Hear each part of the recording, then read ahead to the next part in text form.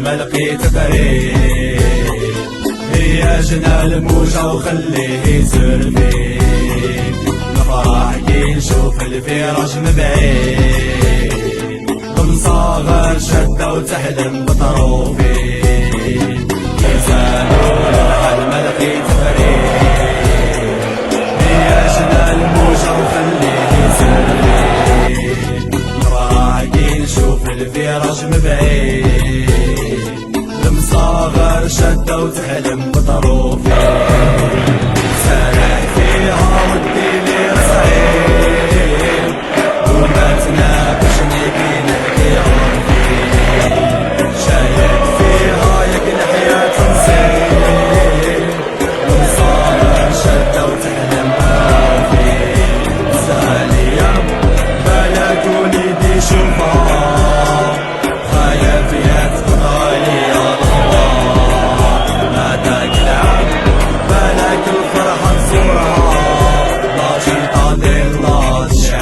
في ميزان لا لا لا لا لا لا لا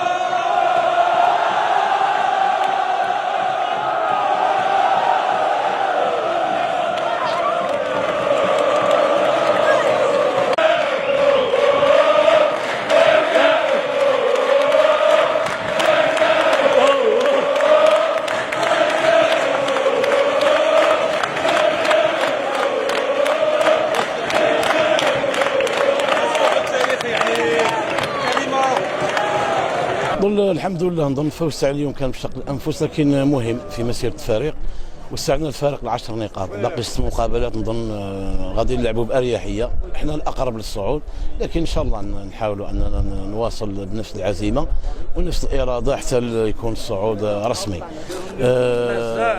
كل المقابلات اللي لعبناها نظن لعبناها تحت ضغط كبير لكن الحمد لله من المقابلات المتبقيه نظن اللاعبين يكونوا في اريحيه خاصه من ناحيه البسيكولوجيه.